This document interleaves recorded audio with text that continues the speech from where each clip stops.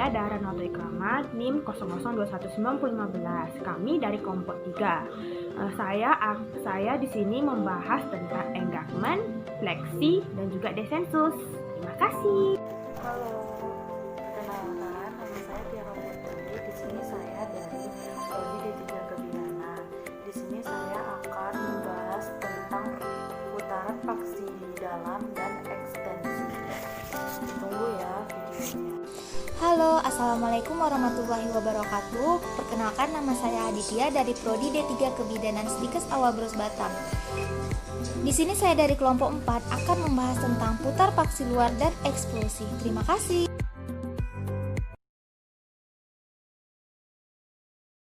Halo semua, kembali lagi sama Dara. Di sini saya akan menjelaskan 3 dari 7 mekanisme penurunan pada kepala janin. Nah, 3 bagian yang saya akan jelaskan ini adalah engagement, fleksi, dan juga desensus. Nah, yang pertama-tama adalah saya akan menjelaskan mengenai engagement terlebih dahulu. Nah, engagement ini merupakan suatu keadaan di mana diameter biparietal sudah melewati PAP atau pintu atas panggul. Dari proses engagement ke dalam PAP atau pintu atas panggul melalui 3 proses persalinan normal. Yang pertama adalah sinklitismus, asinklitismus posterior, asinklitismus anterior. Nah, dari 3 proses ini ada peta butanya nih. Nah, dari peta buta ini saya akan menjelaskan 3 tersebut, apa itu sinklitismus, asinklitismus posterior, asinklitismus anterior. Nah, teman-teman silakan lihat ya gambar-gambarnya dan saya akan menjelaskannya. Inilah gambaran atau peta buta dari engagement. Yang A itu adalah sinklitismus, yang B itu adalah asinklitismus posterior, yang C itu adalah asinklitismus anterior.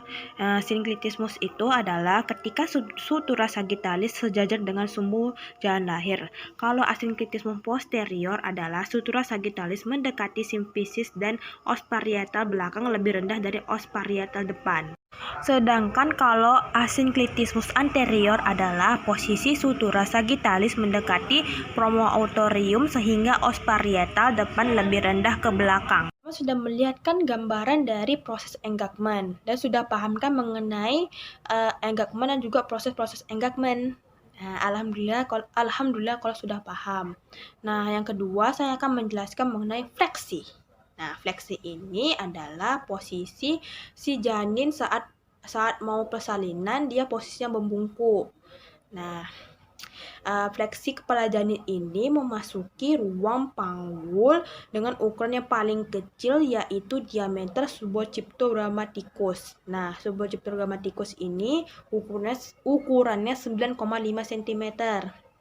Nah, gerakan fleksi ini disebabkan karena janin didorong maju dan sebaliknya mendapat tahanan dari serviks, dinding panggul dan otot atas panggul. Nah, adapun gambar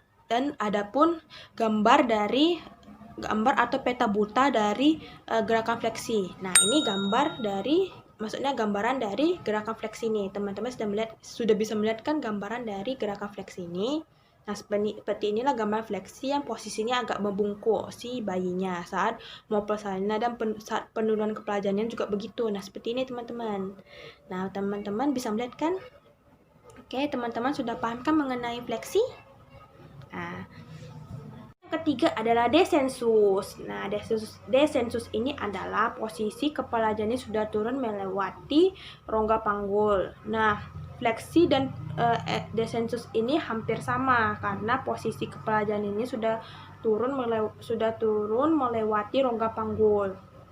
Adapun sebab-sebab dari desensus, yang pertama adalah tekanan cairan amnion, yang kedua adalah usaha ibu untuk mengejan, yang ketiga adalah tekanan langsung dari his atau kontraksi pada daerah fundus pada bokong, dan yang terakhir adalah gerakan ekstensi tubuh janin. Nah, itulah penjelasan saya 3 dari 7 mekanisme penurunan pada kepala janin, yaitu engagement, fleksi, dan desensus. Nah, teman-teman sudah paham kan mengenai 3 dari 7 mekanisme penurunan pada kepala janin? Nah, dan yang keempat dan kelima ini adalah putar paksi dalam dan ekstensi. Bukan ekstensi, ekspulsi. Nah, yang putar paksi dalam dan ekspulsi ini akan dijelaskan oleh kawan saya, yaitu Tiara Putri. Makasih. Putaran paksi dalam adalah putaran bagian terendah dari posisi ke arah depan sampai di bawah simfisis, sehingga diameter terpanjang kepala janin akan bersesuaian dengan diameter terpanjang rongga panggul. Pada saat ini, kepala mencapai dasar panggul. Sedangkan ekstensi merupakan gerakan di mana oksiput berhimpitan langsung pada margo interior simfisis pubis, disebabkan adanya perbedaan dalam panjang jalan lahir anterior dan interior. Nah, setelah kepala janin mengalami ekstensi atau dekstensi yang maksimal, maka lahirlah Brahmatika, dahi, mata, hidung, mulut, dan dagu bayi. Nah, sesuai dengan penjelasan yang teman saya tadi jelaskan, setelah kepala lahir, selanjutnya kita akan memasuki tahapan putar paksi luar dan ekspulsi. Nah, putar paksi luar atau yang kita sebut dengan external rotation atau putaran balasan yang disebut juga dengan restitusi. Setelah kepala lahir, maka kepala akan memutar kembali ke arah punggung anak. Nah, hal ini terjadi untuk menghilangkan torsi pada leher yang terjadi pada rotasi dalam. Perlu kita ketahui, apabila oksiput pada awalnya mengarah ke kiri, maka bagian ini juga berotasi ke arah tuberositas isium kiri. Namun, apabila asalnya mengarah ke kanan, oksiput juga akan berotasi ke arah kanan. Memasuki putar paksi luar. Putar paksi luar ini kita juga harus menyesuaikan bahu janin dengan pintu bawah panggul. Nah, di sini janin mengadakan putar paksi luar searah punggung janin, sehingga bahu janin berada di depan dan di belakang. Untuk mengeluarkan bahu depan dan bahu belakang, sesuai dengan contoh di atas, posisi tangan si penolong berada di parietal. Kemudian penolong melakukan manuver ke bawah untuk melakukan pengeluaran bahu di depan. Nah, untuk melakukan pengeluaran bahu yang di belakang, si penolong melakukan manuver ke atas. Nah, lalu penolong melakukan sanggah susur. Nah, sanggah susur ini sehingga lahirlah bayi seluruhnya yang dinamakan dengan ekspulsi. Nah, seperti gambar yang kita lihat di atas, ekspulsi adalah setelah kepala janin lahir, maka lahirlah kedua bahu yang diikuti oleh seluruh badan janin.